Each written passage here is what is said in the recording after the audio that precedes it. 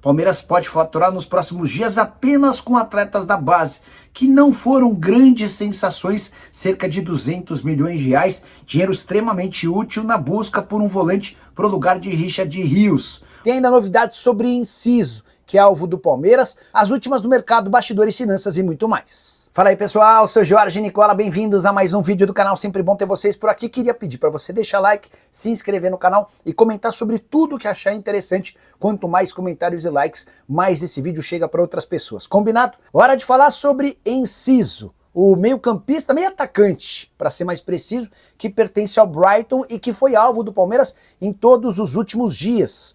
Verdão chegou a mandar o Léo Holanda, que é do departamento de futebol especializado em negociações, para Londres para tentar avançar num acordo com o Brighton. Vinha dizendo para vocês há vários dias que apesar da vontade do Palmeiras em contratá-lo, havia necessidade de convencer o paraguaio a retornar para a América do Sul. Ele tinha algumas sondagens e possibilidades na Europa e dava preferência ao velho continente. Pois bem, nessa quarta-feira, no final da tarde, surgiu a informação de que a Blue Call, que é uma empresa que funciona como braço direito do Chelsea, está comprando o atleta do Brighton. Ainda estou tentando levantar os valores dessa operação, mas a ideia da Blue Call é contratá-lo para colocar o jogador do Strasbourg, que é o primo pobre da família do Chelsea. Se o Enciso render como se imagina, ele pode ser, num futuro não tão distante, repassado para o Chelsea, numa operação parecida à que aconteceu recentemente com o Andrei, ex-jogador do Vasco, revelado em São Januário. Ele foi comprado pelo Chelsea, jogou a temporada passada na França pelo Strasbourg, deixou boa impressão e retornou ao gigante inglês.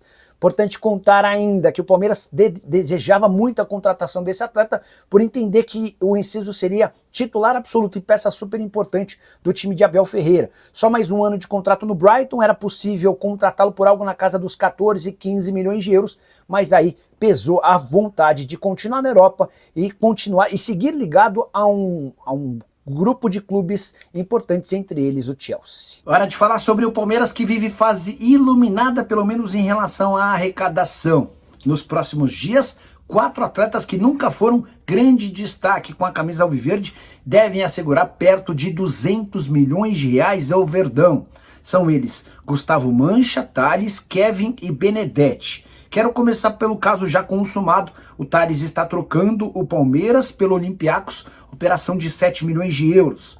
Gustavo Mancha, zagueiro formado na base do Palmeiras e que atualmente joga pelo Fortaleza, está indo para o mesmo Olympiacos numa operação de 3 milhões e meio de euros. O Palmeiras vai ter direito a 1 milhão de euros como clube formador e como dono de pequena parte dos direitos econômicos. Já Kevin, que saiu muito cedo do Palmeiras e foi jogar no Shakhtar Donetsk, é pretendido por vários clubes importantes da Europa. E a tendência é que o Verdão fique com pelo menos 5 milhões e meio de euros. O Palmeiras tem direito a 10% do valor de uma venda futura. Para completar, Benedetti, zagueiro de 19 anos de idade, que chegou a atuar no time principal, mas foi devolvido ao sub-20, por lá é titular absoluto. Mesmo sem destaque na equipe principal do Palmeiras, o Benedetti já foi alvo de Arsenal, Ajax e Napoli. E lá na Espanha asseguram que o Barcelona monitora de perto os passos do Benedetti. Ainda sem proposta, mas com a intenção de continuar acompanhando para quem sabe levar o Benedetti para lá no futuro não tão distante. Apurei que houve uma oferta recente da Premier League de 10 milhões de euros. A oferta foi descartada em janeiro. Uma outra proposta vinda da Europa de 12 milhões de euros. O Palmeiras não fará negócio pelo Benedetti por menos do que 15 milhões de euros. E aí você soma 1 milhão de euros do Gustavo Mancha, 5 milhões e meio de euros do Kevin, 7 milhões de euros do Thales e eventualmente mais 15 milhões de euros do Benedetti, você chega a 28 milhões de euros ou 178 milhões de reais. É uma baita grana que ajudaria certamente o Palmeiras na busca por um volante. Essa busca segue emperrada, com dificuldades. Também contei para vocês, antes da grande imprensa, que Enciso, que havia sido tratado por vários setoristas como uma possibilidade real, se tornou reforço do Strasbourg da França. Ele vai para a equipe francesa pensando em se firmar por lá para depois virar jogador do Chelsea.